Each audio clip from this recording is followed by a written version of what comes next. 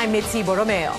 As we remember the bloody Mamasapano encounter 3 years ago, where 44 Special Action Force troopers were killed, the Office of the Solicitor General asks the Supreme Court to order the filing of homicide charges against former President Noynoy Aquino and 2 others over the incident. It's urging the High Court to direct the Office of the Ombudsman to file 44 counts of reckless imprudence resulting in homicide against Aquino, former PNP Chief Alan Purisima, and then SAF Commander Getulio Napeñas.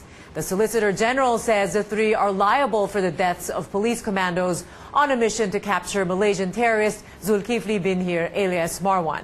The Ombudsman earlier cleared Aquino of homicide charges and instead slapped him with unlawful use of authority and graft charges. The former president later posted a 40,000 peso bail. We're reaching out to former President Noynoy Aquino and other accused, and we will give you their side as that information becomes available. A policeman who survived the 2015 Mamasapano encounter was killed in an explosion in La Paz town in Abra province.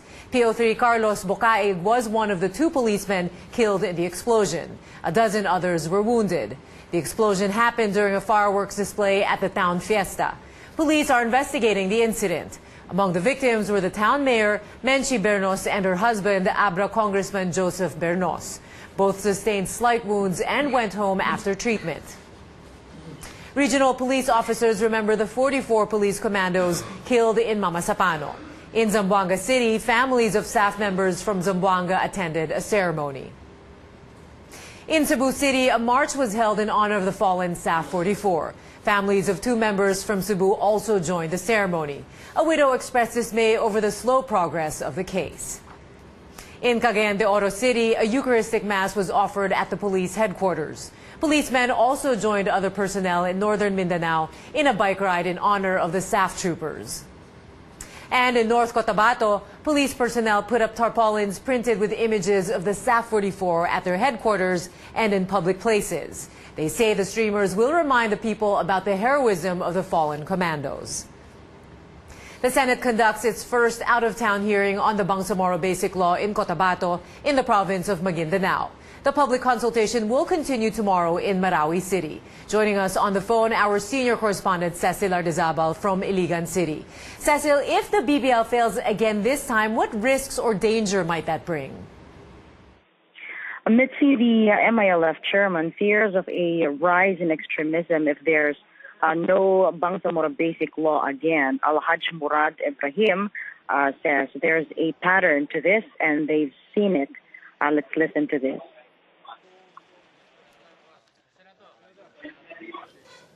Which is splinter from the MNLF. This was after the failure of the 1996 peace agreement. Itong BIFF, nagkaroon ng BIFF after the non-signing of the MOA AD. Then, itong nangyari sa Marawi, it came also after the failure of the BBL during the last administration. Ibrahim says Muslim groups are taking up arms due to lack of opportunities in improving their lives, and they're looking at BBL as a means to address poverty in the South. He mentioned that during the visit of Senators Mig Zubiri, Sani Angara, JV Ejercito, and Riza Ontiveros to the MILF headquarters in Camp Darapandan in Cotabato province of Maguindanao. Senators say the hearing in Cotabato is historic. It's the first public consultation in Mindanao and the first time that 4 senators visited an MILF camp. This is in contrast to early 2000 when then President Arap ordered an all-out war versus the Moro rebels. Now his son, Senator J.V. Ejercito, is fully supporting the BBL. The public consultation also coincides with the commemoration of the Mamasapano clash. 3 years ago today, Moro rebels killed 44 police commandos while on a mission to capture Malaysian terrorist Marwan. Now today, both sides are talking peace. So at this point, it seems the BBL is the last card for the Moro people. and to begin achieving development that has evaded the South for the longest time. Anything less than this will mean setting back gains which should have been achieved in the peace process. Mitzi. Of hope being put there. Cecil, what's the timeline of the BBL passage? Will they stick to the senator's original target of March? That's right. It's the same original target of March. We were told by Senator Mig Zubiri, who is the chairman of the subcommittee on the BBL, that he's seeing second week or February for plenary debates. That's going to be his Valentine gift, he said, for the Bangsamoro people. And after that, before the Senate goes on break on March, hopefully the BBL will be passed by then, Mitzi. Surely be following that closely. Thank you for your report. Cecil Lardizabal there from Iligan City. A revelation from Health Secretary Francisco Duque. The Aquino government and its official implemented the vaccination of dengue vaccine Dengvaxia, even if the clinical trials had not been concluded. Our CN Arcangel reports. Health Secretary Francisco Duque says government officials could have waited for the clinical trials on Dengvaxia to finish before launching the immunization program against dengue. He says the 6-year clinical trial was supposed to end in 2017, but the Department of Health began to vaccinate children in Metro Manila and nearby provinces in April 2016. He notes the findings of vaccine manufacturer Sanofi Pasteur that Dengvaxia could cause severe dengue came out only in September last year, when the clinical trial was over. If they had waited 2017, then they would have known that they cannot give this Dengvaxia to children who never had dengue in the past. It appears that based on this information, they could have waited. Prudence would have dictated to wait until the phase 3 clinical trial shall have been concluded. Over 800,000 school children had been given the vaccine before Duque stopped the immunization program last year. The health department has recorded the death of 26 individuals who had been vaccinated with Dengvaxia from March 2016 to January 24, 2018. But the link between the vaccine and these deaths is still unknown. The Office of the Ombudsman has asked the Research Institute for Tropical Medicine, which conducted the clinical trials, to submit all documents related to the tests. For Duque, it's time to review Executive Order 674 creating the RITM to address a possible conflict of interests stemming from its research activities in partnership with pharmaceutical companies. Whether we like it or not, there is a issue of propriety. We probably should stop private manufacturing companies for vaccines and medicines to have anything to do with research activities. In a statement, RITM maintains its research on Dengvaxia was done accurately. As the controversy over Dengvaxia shows no signs of cooling down, Duque has been going around schools to ease parents' fears about the vaccine. While Duque can say if the children's ailments after getting vaccinated are caused by Dengvaxia, he says the DOH is closely monitoring every child who received the vaccine. We reassure the parents that our commitment is to do surveillance more than 5 years. On Friday, doctors from the University of the Philippines Philippine General Hospital, tapped to review the death of over a dozen children who received Dengvaxia, will meet to discuss their findings. Cian Arcangel, CNN Philippines. Thousands of passports processed regularly, but the system still needs much improvement. After distraught travelers take to the internet to complain, the Foreign Affairs Department gets creative, opening 100,000 more appointment slots and launching the passport on wheels. But the issue is far from over. Amid talk of fixers making early reservations, Congress wants to get to the bottom of the delay. Could syndicates be behind diminishing passport appointment slots? CNN Philippines sat down with government officials and a travel agencies association leader to discuss the issue. Last January 23, we filed House Resolution number 1608, to go into the bottom of this mess once again of the issuance of passports. This is not the first time that this happened, but I think whether or not there's an issue of so-called syndicates or fixers, that's only the tip of the iceberg in this case. So we want to look into... Yung fixers and syndicates, ito yung mga sinasabi po ng ibang tao ninyo. Yes. Ito yung mga binebenta yung mga Binibenta yung passport appointment slot. appointments, no, ang slot. Kaya nauubos. Yes. Diba? But as I've said, parang tip of the iceberg lang ito. No? Kasi talagang problema rito, kulang yung may backlog tayo sa passports. No? At gusto nating ito ang mas malaliman na tingnan in this investigation. We believe there is a syndicate in the passport issuance or getting the slots or appointment for this issuance.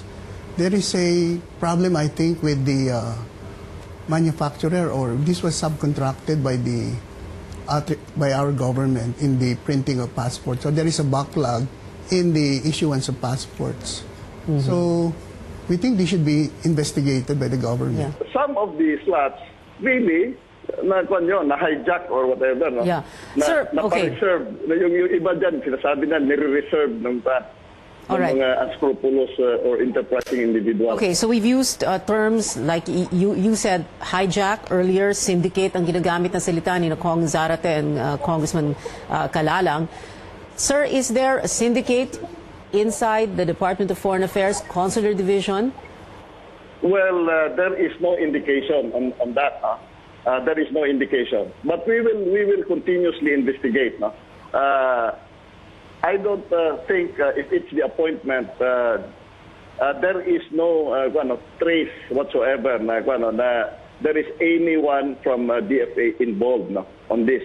Nagulat nga kami dahil nawalan na kami ng slot. Sa amin pa biniblame yung nangyayari na nakukuha yung hina-hijack yung appointment system, appointment slots.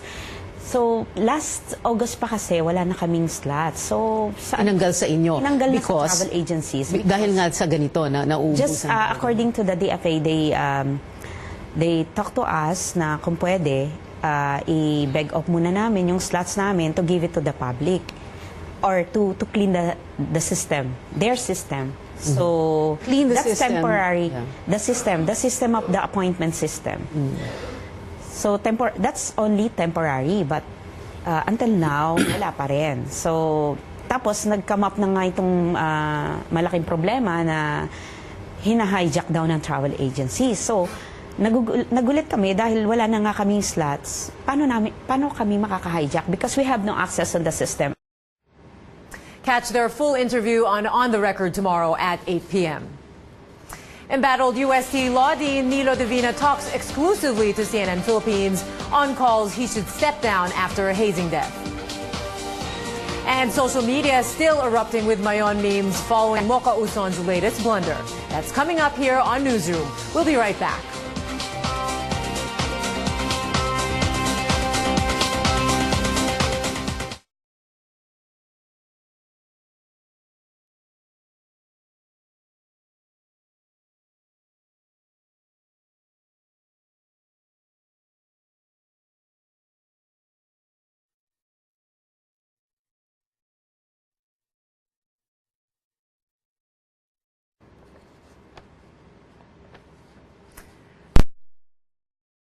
Facebook Live. Still many more stories coming up for you, so do stay with us. We want to thank all of you who always join us here. We love to hear from you. Hello to our regular viewer, Pom Siapching, watching from Taguig. Maria Piamonte watching from Canada. Evangeline Bell watching live from the United Kingdom. Maria Cristina Villanueva says, good evening, watching from Osaka. Tabilon Mayat says he's watching from Kuala Lumpur. Rosita Ernie is watching from Dallas, Texas. And also we do have another viewer from Japan, Keiko, also joining us here. Do stay tuned also for a story coming up, a warning from the EU ambassador on the Philippines rejecting millions in aid. Stay tuned for that. Many more stories are coming your way. Stay with us.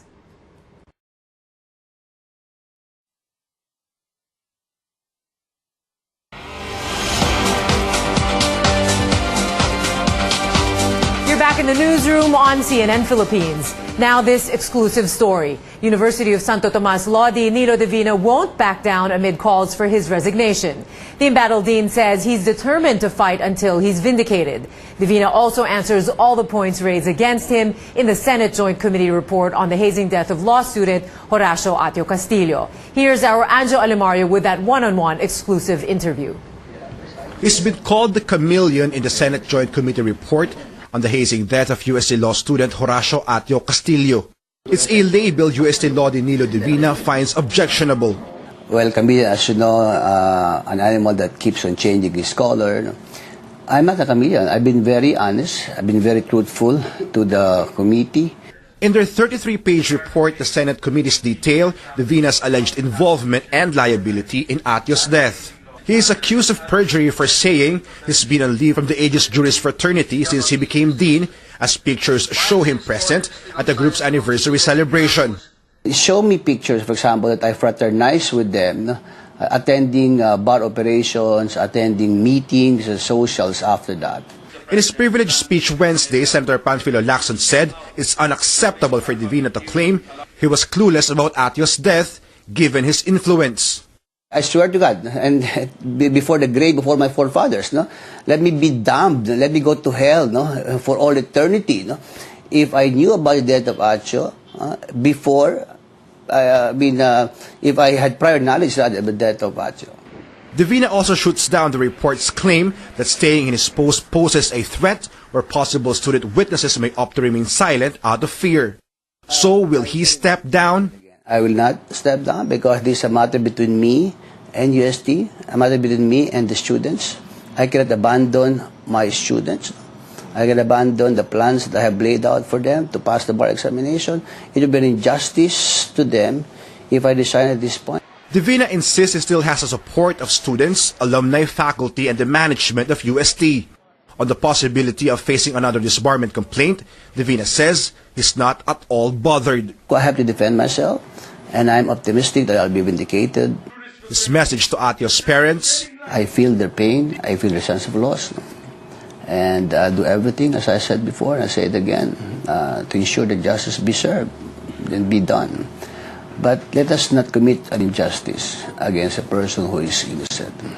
We cannot rectify a wrong by committing another mistake. We cannot render justice by committing another injustice. And I think it's an injustice against me, my family, my children, my students, no? To be accused of something which I did not do. Anjo Alimario, CNN Philippines. Congressional leaders strike a deal on how to go about revising the Constitution after days of verbal tussle between House Speaker Pantaleon Alvarez and some senators. Take a look at this picture of Alvarez, House Majority Leader Rudy Fariñas, Senate President Coco Pimentel, and Senate Majority Leader Tito Soto in a meeting on Wednesday to discuss charter change. Alvarez says they agreed there is a need to adopt federalism, but discussions on voting on proposed amendments will be done later. For now, they will focus on the government structure and on changes in certain provisions of the Constitution. Maging practical tayo, ano? Kung halimbawa, magkasundo naman kami sa bawat hakbang. So pagdating sa dulo, it doesn't matter anymore kung voting separately or jointly, di ba? Senators rejected Alvarez's opinion that the House can introduce charter changes without the Senate. Reacting to the leaders' meeting, Bayan Muna Representative Carlos Zarate says discussions on charter change should be transparent. President Duterte appoints members of the Consultative Committee to review the Constitution. Mr. Duterte taps former Supreme Court Chief Justice Renato Puno as chairman of the committee. Among the members, former President of the Integrated Bar of the Philippines, Roan Libarios, political analyst Edmund Tayaw, former Supreme Court Justices Bienvenido Reyes and Antonio Eduardo Nachura, former Senate President Nene Pimentel, and the Dean of San Beda College of Law, Father Ranhilio Aquino. The committee was formed under Executive Order Number 10, issued in December 2016. Let's get more perspective from Father Ranhilio Aquino, Dean of San Beda College of Law. Thank you, sir, for joining us. Good evening. Good evening. Sir, would you tell us, what was your reaction upon hearing this? We know that the papers were signed, in fact, January 23, but only made public through the media on the 25th. But were you aware that this was going to happen? Let me first make this correction. I'm the Dean of the Graduate School, not the Dean of the College of Law. There's a different dean for the College of Law. Apologies for and that. I'm also the Vice President of the Cagayan State University. I want to pay tribute to my state university. Okay. Yes, I knew that they were sounding us off. I was talked to by Speaker Alvarez a long time ago. I didn't ever think that this committee would be formed because it was a long time, practically a year ago. Yes. And it was only this morning that Secretary Mejaldea actually told me that an announcement would be made tonight. All right. So you do accept then? Is everything in order? What are the next steps? Yes. We'll still have to talk with Chairman Puno and ask exactly what he expects us to do, how we are supposed to meet.